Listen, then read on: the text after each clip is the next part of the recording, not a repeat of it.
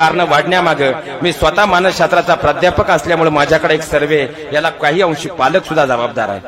कारण आज आपल्या मराठवाड्याचे असो नाही तर पुण्यातले पालक असो, मुलाचं कर्तृत्व पाहण्यामध्ये स्वतःची हिमकत दाखवत नाही, त्याच्या बापाची संपत्ती पाहण्यामध्ये त्यांची सगळ्यात मोठी मुलगी देताना कोणताही बाप मुलाचं कर्तृत्व आज पाहत नाही, त्याच्या बापाची संपत्ती पाहतो. म्हणून मुलीच्या डोळ्यात अश्रू आहे, म्हणून तिच्या डोळ्यात अश्रू आहे.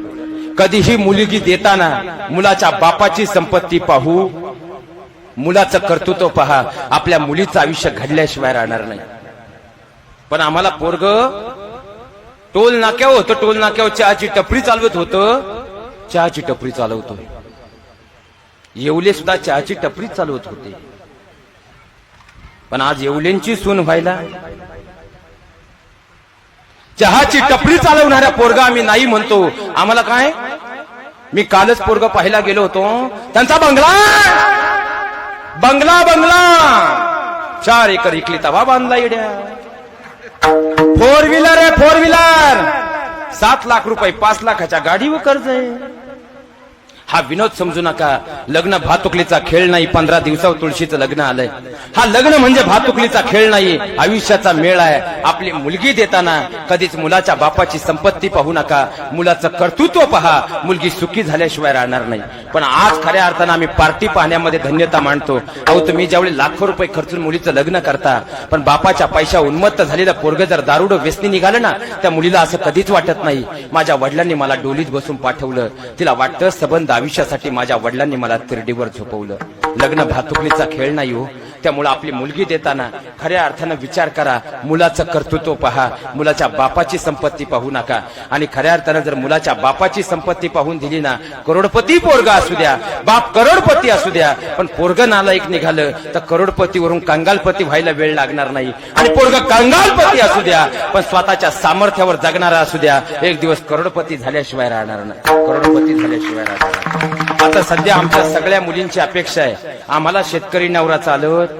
आम्ही आलो शेतकऱ्याच्या पोटी, पण इथं आल्यापासून आता आम्हाला शेतकरी नवरा चालत. पण शेतकरी नवरा चालत नाही. पण कितीही मोठी नोकरी असू द्या, 7-12 असल्याशिवाय आम्ही पोर देत. 7-12 असल्याशिवाय आम्ही पोर. मग 7-12 काय लागत तुम्हाला? कारण तुम्हालाही माहिती, उद्या नोकरी गेली, कमीत कमी ती काळी आई त्याला उपाशी मारणार नाही. मी एक मुलाच्या नात्याने विनंती करतो, जर काळी आई त्याला उपाशी मारणार नाही तर काळ्या आईची सेवा करणारं माझं शेतकऱ्याचं पोरग त्या पोरीला उपाशी मारेल का? मारेल का? खऱ्या अर्थानं हात जोडून एक विनंती करतो. अहो, जी मुलगी बापाच्या इथं तिला आयुष्यभर कधी दुधाचा चहा मिळाला नाही, ती सुद्धा म्हणती माझा नवरा करोडपती.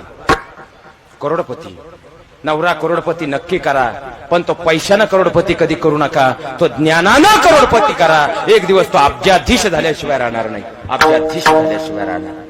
आणि प्रत्येक माझ्या बहिणीला विनंती आहे, लग्न करताना आजपासून यांचं ऐकू नका. मी सांगतो या भावाचं तेवढं ऐकून जा. मुलगा पाहताना पहिल्यांदा 10 गोष्टी पहा. पहिली गोष्ट, त्यानं जग नाही जिंकलं तरी चालेल, तो तुमचं मन जिंकणारा असावा. दुसरी गोष्ट, 36 गुणांचा विचार नंतर करा. पहिली त्याची मोठ्या हॉस्पिटलमध्ये नेऊन HIV ची टेस्ट करून आणा. तिसरी महत्वाची गोष्ट, तो खऱ्या अर्थानं केस त्याला काळे असले, केस लाल असले तरी चालेल, पण हुंड्यासाठी जाळून पडून लाल करून तो मारणारा नसावा. चौथी गोष्ट, त्याच्या डोक्यावर एकही केस नसला तरी चालेल, विमानतळ उघडा असेल तरी चालेल, पण त्याच्यावर पोलीस डिपार्टमेंटची एकही केस नसावी. पाचवी गोष्ट, तो चटणी भाकर खायला घालणारा असावा, पण कर्ज काढून पंचपक्वांना घालणारा मात्र नसावा. 6वी गोष्ट, खऱ्या अर्थानं त्याच्या जीव तो लेझिम खेळण्यात तरबेज असावा, पण संध्याकाळी 11च्या पुढे लेझिम खेळत घरी येणारा मात्र नसावा. 8वी गोष्ट, तो शिवरायांसारखा लढवय्या असावा, पण आचाट विचाट पांचाट रोगांना दगावणारा नसावा.